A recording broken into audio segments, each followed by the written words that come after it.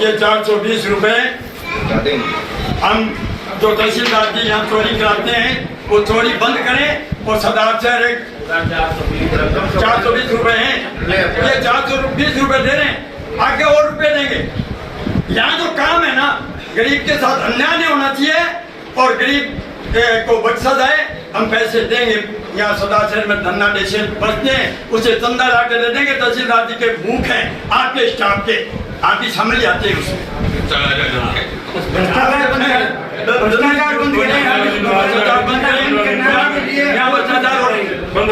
भ्रष्टाचार जो है वो सिम्मापुर और नागपुर बनी आ रही है। स्टाम्प 50 रुपया में है, जगह का 100 रुपया ले जाए, ये आप ही ले रहे हो, उसमें कमीशन ले रहे हैं तहसीलदार जी।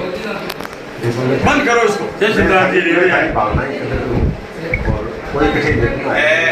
और मैंने 10 दिन सुनिए आप कोरोना बोलो बात क्या करो तहसीलदार जी। एक दिन सुनिए आप, एक दिन रजिस्ट्रिया करे और एक दिन करे तहसीलदार पीछा पंचे जाओ और फलाजियत नहीं तो तरीका तहसीलदार एक कॉलेज करी बात है, ठीक है बात हो गया।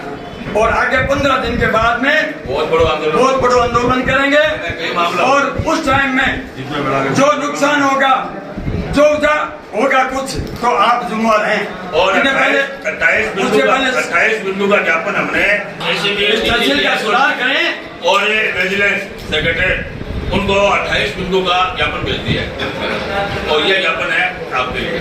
420 रुपए भेज दिए हैं तहसील में, भूखे आपका खर्चा नहीं चलता। मैंने एक दिन किसी को कहा, मैंने एक दिन किसी तहसीलदार जी ने कहा क्या खर्चा लगते हैं तो उस खर्चे के लिए तहसील में खर्चा लगते हैं, ये करें। ये गुस्सा है आम आदमी का। जब अधिकारी भ्रष्टाचार की सभी हदें पार कर देते हैं, भ्रष्टाचार अपनी चरम सीमा पर पहुंच जाता है, तब आम आदमी का गुस्सा है वो फूटता है। और ये गुस्सा आज सरदार शहर के तहसील कार्यालय में देखने को मिला।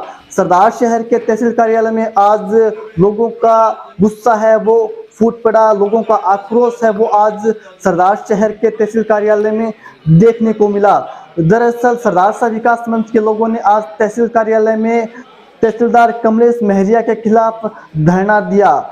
कमलेश महरिया पर आरोप लगाए कि वो जमकर लूट खसोट है वो तहसील कार्यालय में कर रहे हैं। इस दौरान धरने में शामिल लोगों ने कमलेश महरिया को देने के लिए भीख मांगकर 420 रुपए इकट्ठे किए। इस दृश्य को जिस किसी ने देखा वो शर्म से पानी पानी हो गया। लेकिन सोचने योग्य बात यह है कि क्या इन अधिकारियों को शर्म आती है या नहीं, क्योंकि जिस प्रकार से भ्रष्टाचार के गंभीर आरोप इन पर लगे हैं ये सोचने लायक हैं। ये सोचना होगा कि क्या ये सच में ये भ्रष्टाचार के आरोप सही है। यदि सही है तो ऐसे अधिकारियों का निलंबन नहीं, ऐसे अधिकारियों का निष्कासन बनता है, ताकि एक नजीर पेश हो। नए अधिकारी आए वो भी काम करते समय 10 बार सोचे कि क्या हमें भ्रष्टाचार करना है, यदि भ्रष्टाचार करना है तो किस प्रकार की कार्रवाई हम पर हो सकती है। एक नज़ीर बननी चाहिए ताकि आने वाले समय में गरीब का काम हो सके बिना किसी रिश्वत के। जिस प्रकार से गंभीर आरोप आज लगे हैं वो सोचने के लिए हमें बाध्य कर देते हैं। आज जमकर सरदार शहर विकास मंच के लोगों ने तहसीलदार कमलेश महरिया को खरी खोटी सुनाई। इस दौरान ज्ञापन लेने आए नायब तहसीलदार प्रहलाद पारिक भी धरनार्थियों के निशाने पे आ गए। उनको भी जमकर धरने पे बैठे लोगों ने ज्ञापन देने के दौरान जमकर खरी खोटी सुनाई और जो रुपए भीख के रूप में इकट्ठा किए थे वो उन्हें कमलेश महरिया को देने के लिए दे दिए। इस दौरान लोगों ने कहा कि हमारे पास बहुत पैसे हैं और पैसों की उगाही करके भी हम कमलेश महरिया जो कि तहसीलदार है उनको देंगे, आप जनता को लूटने का काम बंद कर दीजिए। क्या कुछ कहा आज धरने के दौरान एडवोकेट राजेंद्र राजपुरोहित ने, जरा सुन लिए। देखिए, सरदार सर में जब से हमारे तहसीलदार साहब आए हैं उसके बाद इन्होंने एक उसूल बना रखा है, ये अपनी तहसीलदारी कम कर दे, या लूट खसोट मचा रखी है ज़बरदस्त। यहाँ एक भी सिवायचक जो ज़मीन है उनको इन्होंने खुर्द-बुर्द करने में कोशिश नहीं की। सब ज़मीनों की लगभग रोज़ रजिस्ट्रियाँ हो रही हैं, लाखों करोड़ों रुपए लेकर के, और रोज़ रजिस्ट्रियाँ हो रही है। यहाँ की जो सहकारी समिति गोदाम की भूमि थी, उस गोदाम की भूमि को भी इन लोगों ने सेल डीड कर दिया, पट्टेशुदा भूमि सहकारी गोदाम की। आज अपन डीएलसी रेट की बात करें तो एक जगह जहाँ उसी खसरा के अंदर, उसी ज़मीन के अंदर, और 1.25 लाख रुपए बीघा जो पैसे दे रहे हैं, लाखों रुपए दे रहे हैं, उनको 1.25 लाख रुपए बीघा के हिसाब से हो रही है, जबकि उसी ज़मीन के अंदर पैसे नहीं दे रहे हैं, उसके 500 रुपये वर्ग मीटर के हिसाब से रजिस्ट्री हो रही है। ऐसे आप तरमीम के मामले देखो, एक उसी खसरे के अंदर, पार्टीशन के अंदर एक भूमि की तरमीम कर दी जाती है और दूसरे भूमि वाले को 10-10 लाख रुपए दलालों को भेजा जाता है कि 10 लाख रुपए दो, हम तरमीम करवा के लेके आते हैं। हमें तहसीलदार जी ने भेजा है। मैं कह रहा हूँ डूब मरने की बात है। यहाँ हड़तालें चली, जो पैसे वाले थे उन लोगों ने खुलेआम हड़ताल के दौरान और रजिस्ट्रियाँ करवाई, और गरीब आदमी यहाँ तरसते रह गए। आते थे 50 आदमी, 100 आदमी आते थे, चले जाते थे, कैमरे ऊपर लगे रहते थे, सबको मालूम इस बात का। ये तो सिर्फ टोकन है। मैं आपको बताऊं, हमने ये आज ये आगे बिछाया है, इनको कह रहे हैं कि आपको भूख है, गरीबों को मत मारो, ये भ्रष्टाचार और लूट इसको बंद करो, सरकारी ज़मीनों को, धार्मिक ज़मीनों को खुर्द-बुर्द बंद करो। और इस प्रकार आपने जो गढ़ा रखा है, ये हमने आज एक टोकन है, इनको एक संकेत दिया है। मैं आपको बताऊं गजेंद्र जी कि अभी अभी मेरे को लेटेस्ट सूचना मिली है, डेपुटेशन भी गया है कलेक्टर है। यहाँ सिर्फ एक विभाग के अंदर नहीं हो रहा, यहाँ मैं आपको बताऊं कि एक 500 करोड़ की ज़मीन जो बीड़ बुंगली बालाजी की ज़मीन है, उसका भी सौदा हो चुका है भूमाफियाओं से। एसडीएम के साथ उसका भी 3 करोड़ में सौदा हुआ है। मेरे पास सबूत है इस चीज़ के। 1-1 करोड़ रुपए 3 जगह बंटेंगे। आज हमारा डेपुटेशन कलेक्टर साहब के पास गया हुआ है और हम जल्दी प्रेस कॉन्फ्रेंस इस संबंध में करेंगे। तो यहाँ जो एक तांडव फैला भ्रष्टाचार का, लूट खसोट मचा रखी उन लोगों ने, एक भी गरीब आदमी का काम नहीं होता। यहाँ एक ही सिस्टम बना रखा है। अब पता नहीं कौन इनको इस प्रकार का सारा करवा रहा है। मैंने मेरे यहाँ 36-32 साल से मैं प्रैक्टिस कर रहा हूँ, ऐसी भ्रष्टाचार, ऐसा लूट खसोट, ऐसा सिस्टम मैंने कभी नहीं देखा।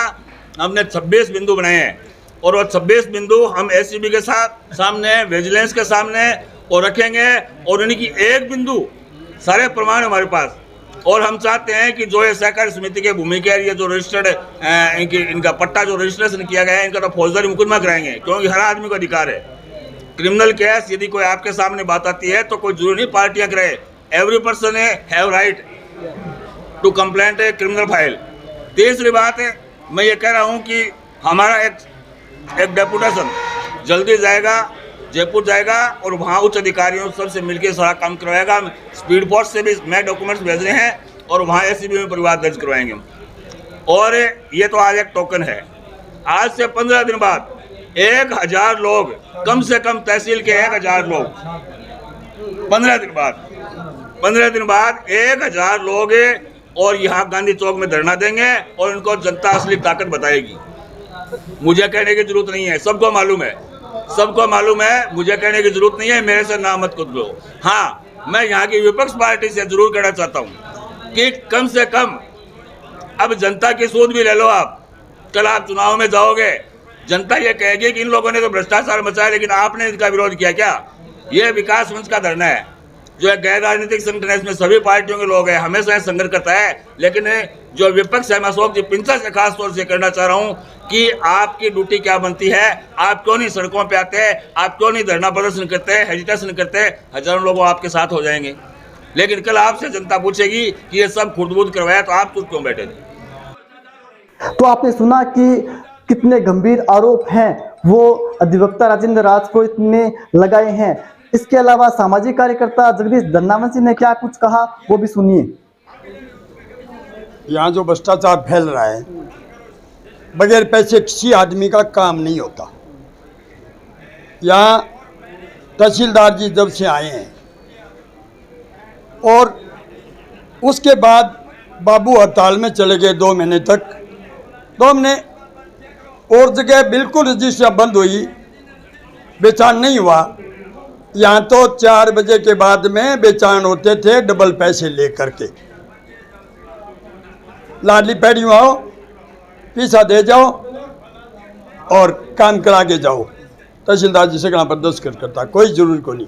बिना आपने तहसील को भागी बानीपुर तहसील है, मैं बिल्कुल 1 रुपये तो मैं धन्यवाद देना चाहूँ माने 24 तारीख ने तहसीलदार जी ने कहो 24 तारीख ने बा एक दिन तहसील में कैंप लगायो लोगों की रजिस्ट्री 1 रुपये को लियो 1 रुपये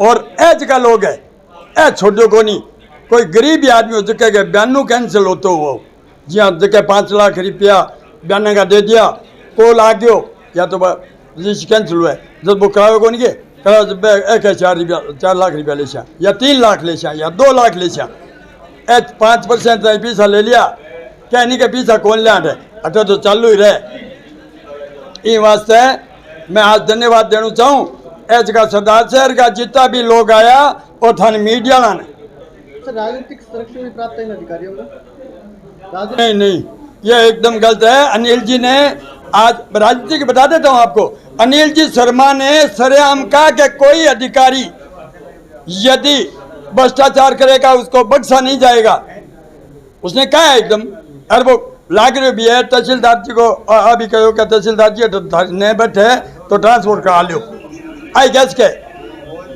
वो नहीं है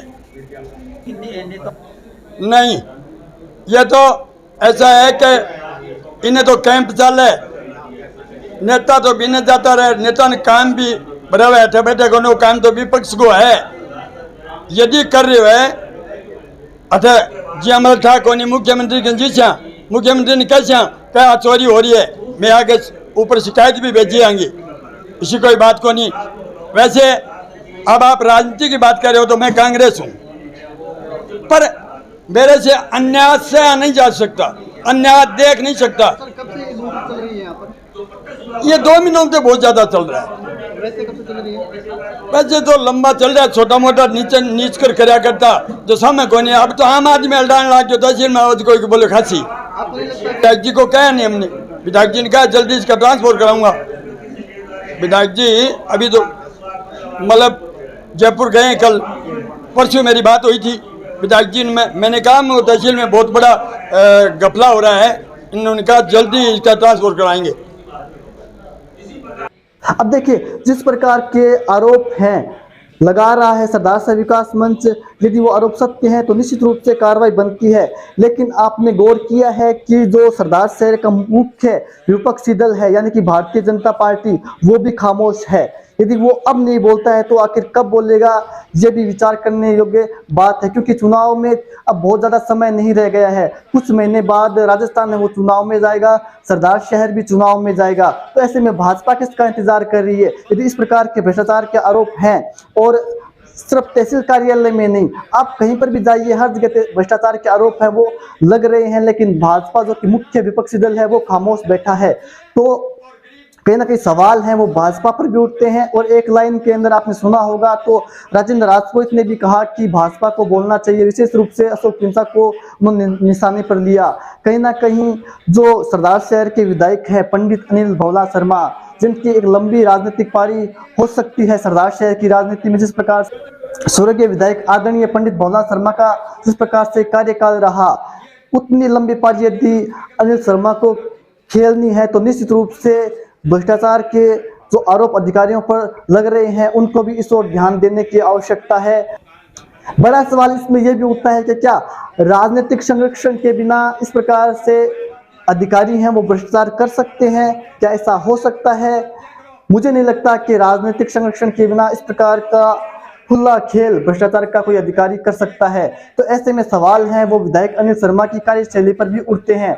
उनको भी ये चाहिए कि इस प्रकार के अधिकारियों का तबादला कर दे क्योंकि उनका कैरियर अभी राजनीति में अच्छा खासा है। अभी वो युवा हैं और बहुत लंबी राजनीति उनको करनी है तो इस प्रकार के अधिकारियों से बचने की आवश्यकता है। सरदार से आपने मेन तहसीलदार जी नहीं तो मैं किया मूल का सवाल भ्रष्टाचार रिश्वतखोरी मचा रखी है फिर ये बने बांगो पेट बन शहर से और सरदार शहर की जनता की तरफ और मैंने 420 रुपया भेंट करे जनता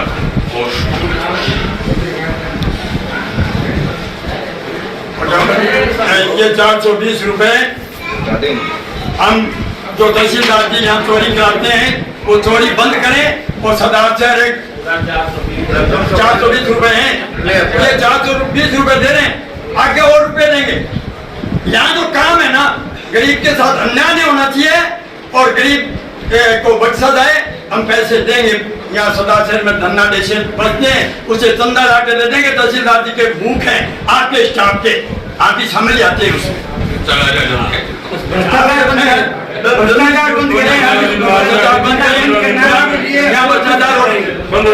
भ्रष्टाचार जो है वो सीमापुर ऊपर बन आ रही है। स्टाम्प 50 रुपया में है, जगह का 100 रुपया ले जाए, ये आगे ले रहे हो, उसमें कमीशन ले रहे हैं तहसीलदार जी। बंद करो उसको।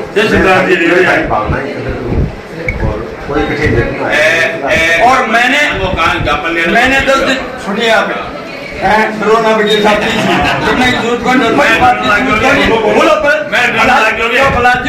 साथ बात क्या करो तहसीलदार जी। एक दिन